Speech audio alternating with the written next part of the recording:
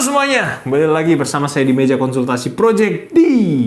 Dan saya ucapkan selamat datang. Pada kesempatan kali ini, saya akan bagi-bagi informasi penting seputar sinusitis, sebuah kondisi medis yang bisa terjadi pada siapa saja. Ya, karena semua orang itu pasti punya sinus sih. Jadi semua manusia bisa terkena sinusitis gitu loh. Nah, sinusitis ini peradangan ya di area sinus yang bisa bikin berbagai macam gejala. Dari sakit kepala, hidung tersumbat, wajahnya nyeri kalau ditekan-tekan. Dan dalam sesi edukasi ini saya akan membahas secara rinci tentang sinusitis, gejalanya dan langkah-langkah pencegahan yang dapat dilakuin. Gak usah kebanyakan basa-basi, ayo kita masuk intro aja dan penjelasannya.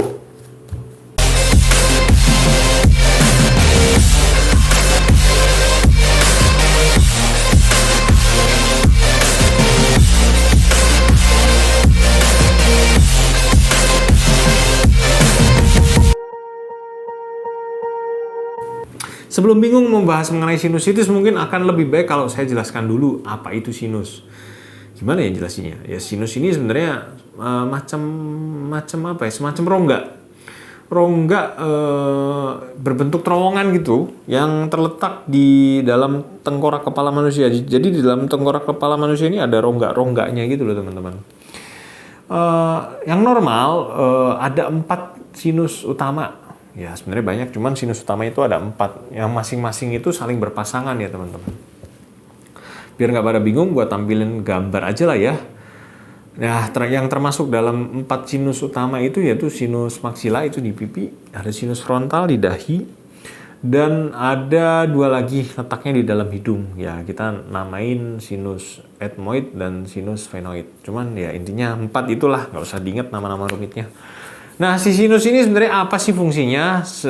Fungsinya sebagai pengatur kondisi suhu udara sebenarnya. Membantu, yang kedua juga membantu meresonansi suara, terus dia juga ngebantu meredam perubahan tekanan udara, membantu menyeimbangkan kepala. Kayaknya kepala kita ini kalau nggak ada sinusnya bakal berat banget deh. Karena semuanya full tulang gitu kan, dan kayaknya bakal lebih berat buat digerak-gerakin.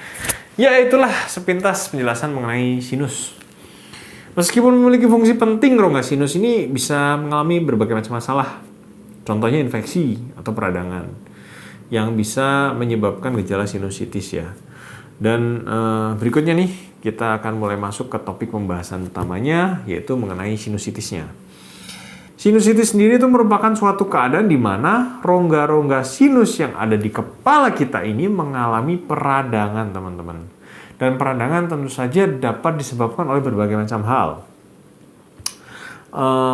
Mungkin bisa disebabkan karena zat-zat yang bikin iritasi.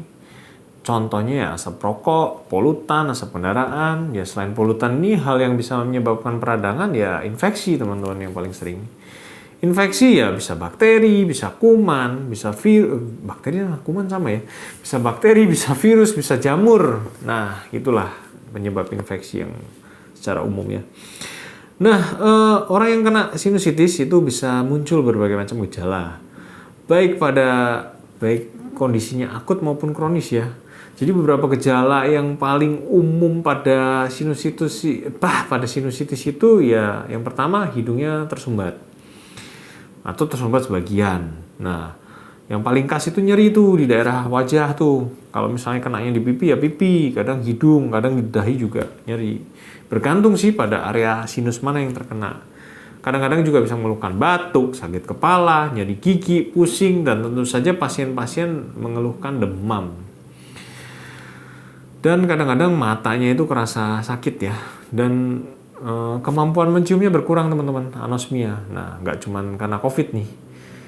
Dan kadang-kadang pernah nggak sih kalian ngalami ada yang kerasa lendir yang jatuh gitu dari tenggorokan, dari hidung ke tenggorokan? Nah, itu salah satu gejala sinusitis. Ya, walaupun nggak selalu ya. Apakah sinusitis ini berbahaya, teman-teman? Ya, bakal jadi bahaya kalau misalnya nggak diobatin dengan optimal. Masalahnya kenapa? Karena sinusitis ini bisa bikin komplikasi. Ya walaupun angka kejadiannya kecil, tapi kalau sampai terjadi itu kayaknya bakal jadi PR besar deh buat penanganannya. Karena Ya kasih tahu aja lah komplikasinya ya. Ya sinusitis ya, kalau mau tahu komplikasi sinusitis lanjut aja nih nonton video ini nih. Ya. Yang pertama, komplikasinya itu bisa nyebar infeksinya ke organ-organ tubuh di sekitarnya. Contohnya nih pada mata, kulit, dan tulang-tulang yang dekat situ ya. Nah ini bisa bikin peradangan, bisa bikin infeksi. Ya, kedua sinusitis kalau misalnya nggak diobatin itu bisa bikin penumpukan nanah, abses kita bilangnya. Ya ini bisa bikin kerusakan di jaringan-jaringan situ. Terus yang ketiga bisa bikin peradangan selaput otak teman-teman. Kalau misalnya infeksi sinusnya ini menyebar sampai ke otak atau selaput pelindung otak, ya itu bisa menyebabkan kondisi yang kita sebut dengan infeksi selaput otak atau meningitis. Nah, infeksi ini merupakan kondisi yang cukup serius ya pada sistem saraf pusat dan butuh pengobatan segera. Dan yang keempat sebenarnya komplikasi sinusitis itu bisa bikin peradangan tuh di mata. Udah sempat saya singgung dikit ya. Karena beberapa rongga sinus ini memang bersinggungan sama area mata ya. Kalau si sinus ini menyebar sampai ke area mata ya bisa bikin peradangan pada kelopak mata, bagian dalam kelopak matanya juga bisa. Dan saraf matanya juga bisa, saraf-saraf yang ngatur pergerakan mata juga bisa terkena infeksi. Dan menariknya sinusitis itu bisa kita cegah loh. Mau tahu nggak tips pencegahan sinusitis ala-ala Project D? Yang pertama adalah menjaga kebersihan hidung. Dan tips kedua adalah buat teman-teman yang punya alergi disarankan untuk menghindari zat-zat yang dapat menyebabkan alergi itu teman-teman.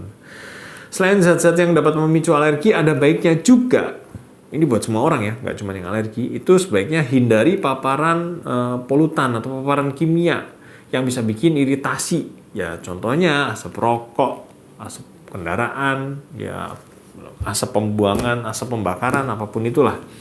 Polutan harus dihindari. Yang ketiga, kita harus cegah terjadinya infeksi. Gimana caranya ya? Kita hindari sama orang-orang yang mengalami infeksi kayak orang sakit flu, pilek, dan sakit gangguan pernapasan lainnya.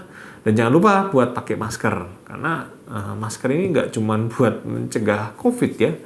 Pakai masker ini juga mengurangi resiko terjadinya infeksi di saluran pernapasan. Dan teman-teman juga tetap jangan lupa cuci tangan secara teratur. Cara pencegahan yang terakhir yaitu dengan meningkatkan kekebalan tubuh teman-teman. Ya gimana caranya? Yang paling simpel, istirahat cukup, makan makanan yang gizinya seimbang, supaya kekebalan tubuh kita bisa bekerja dengan optimal. Dan buat penanganan sinusitis itu sendiri bisa bervariasi teman-teman, bergantung sama kondisi pasiennya. Kalau misalnya masih tahap awal nih, pasien mungkin cukup dikasih obat-obatan aja. Tapi kalau misalnya sudah mengalami kondisi kronis yang lama, yang panjang, yang mengganggu sekali, ya nggak menutup kemungkinan dokter akan mempertimbangkan untuk dilakukan tindakan pembedahan. Banyak sih tindakan pembedahannya. Tapi ya wes lah guys, kayaknya cukup sekian pembahasan mengenai sinusitis. Kalau masih banyak pertanyaan boleh tulis saja di kolom komentar. Kalau ada caci maki sebaiknya jangan tulis di kolom komentar. Tapi kalau ada kritik yang membangun, saya sangat tunggu tulisannya di kolom komentar.